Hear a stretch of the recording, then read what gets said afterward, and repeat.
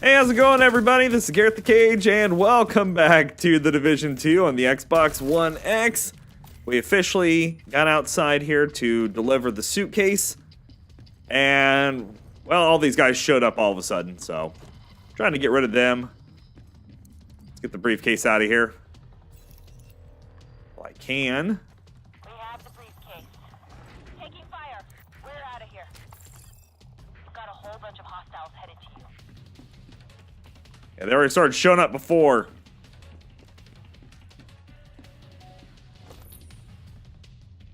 Okay, turret, I'm going to reset you.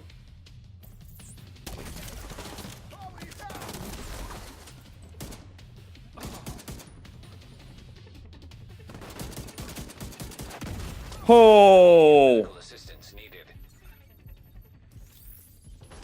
Ready to rock. Keeping them safe. Break free, come on. I have that.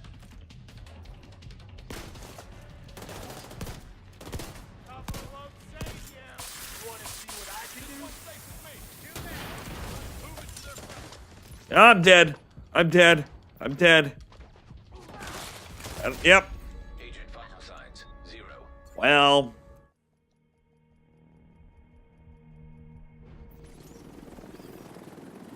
Alright. Well, at least it's right here.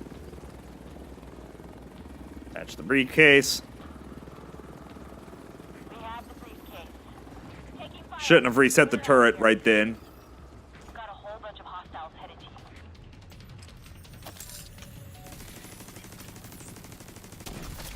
Holy shit.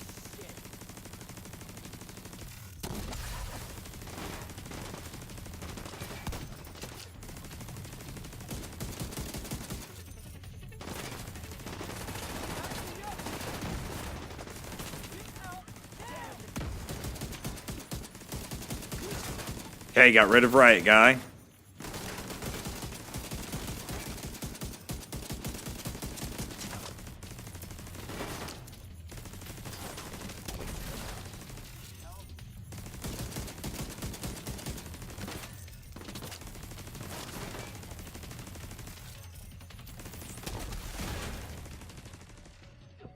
General's out.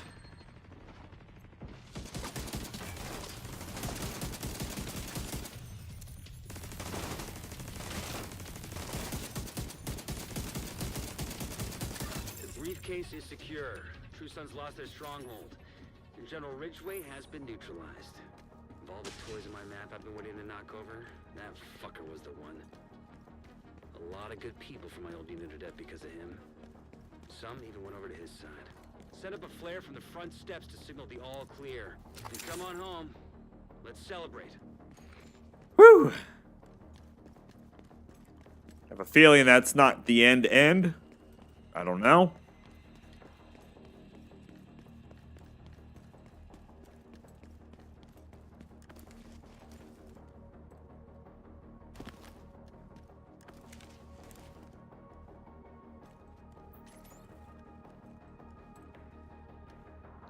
I don't feel like I'm really supposed to be back in here. Just trying to figure out how to get the hell out of here.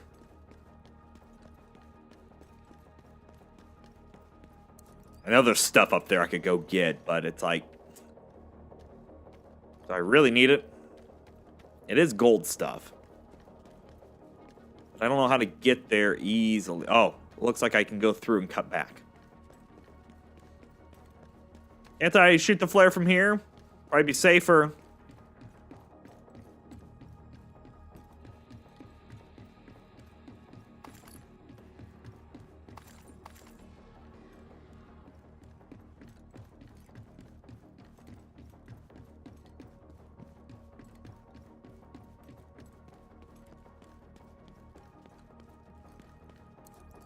Crack that open. Let's get up front.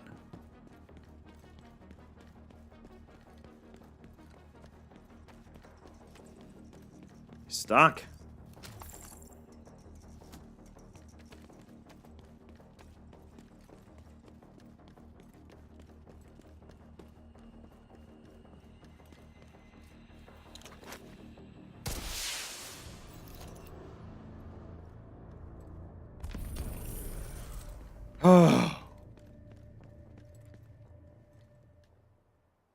Was that it? We're done? I think we're done.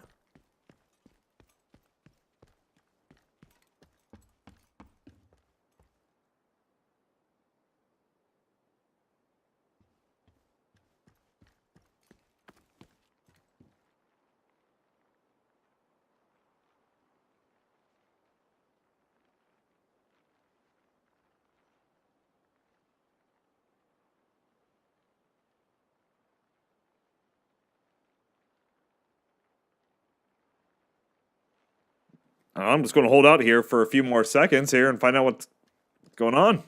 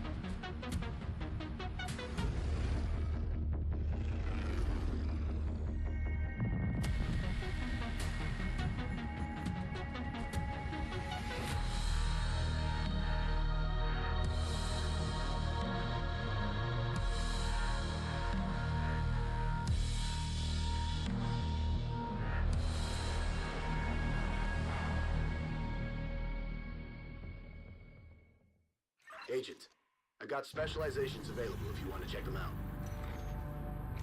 Who the hell is attacking us? Their markings match a government security contractor called Black Tusk.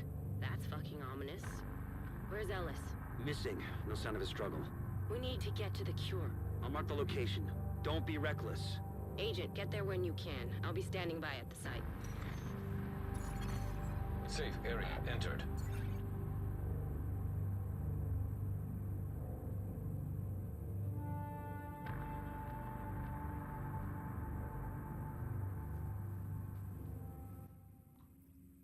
Oh, wow.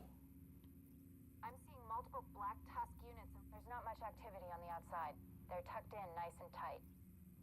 What the hell happened?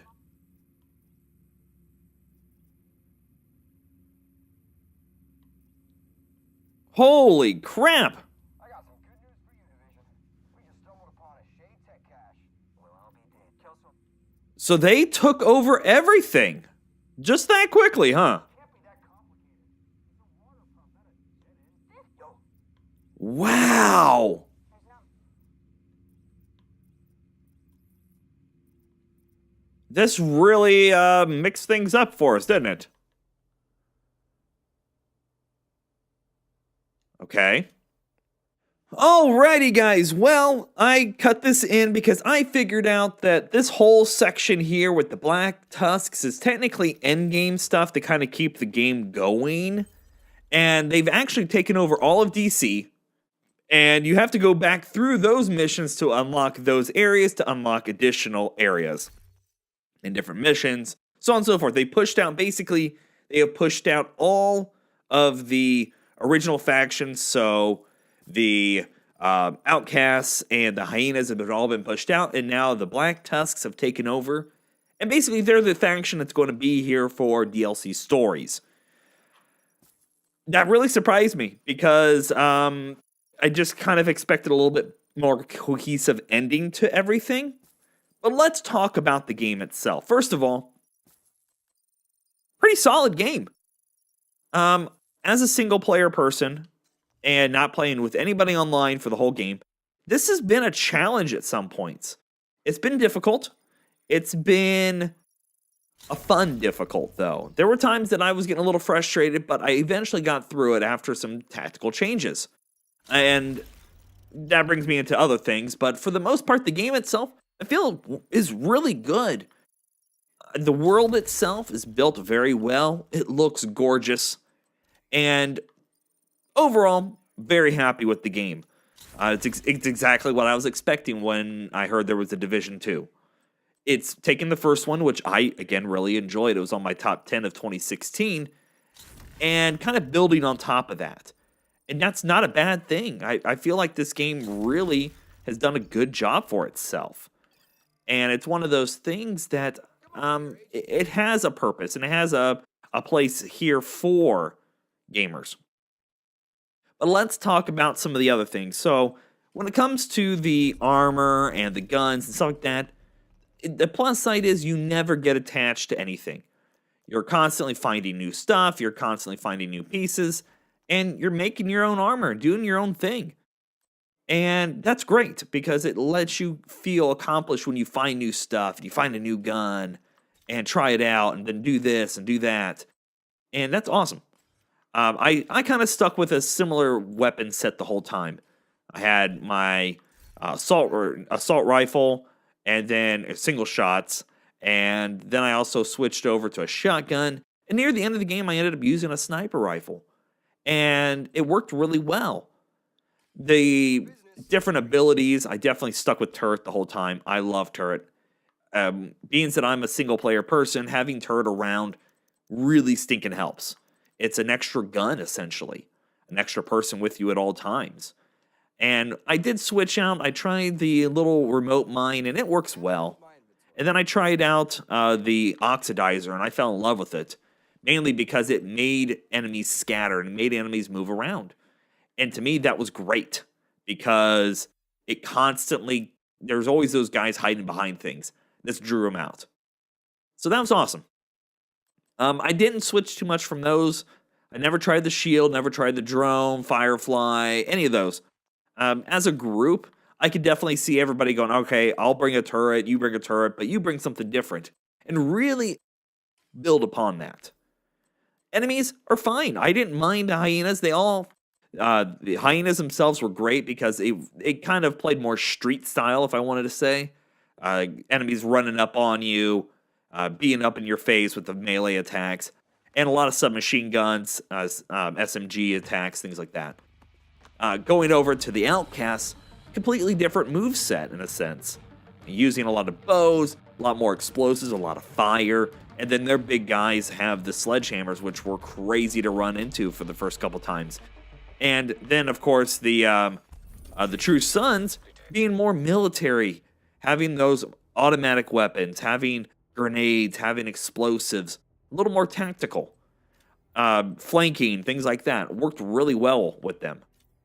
And overall, the world, again, I feel like that there's plenty to do here. Plenty of different outposts to go after, side missions, collectibles. It kept you busy. And honestly, there were so many times that I was walking along, and then I'd run into a side quest. I'm like, oh, side quest. Cool.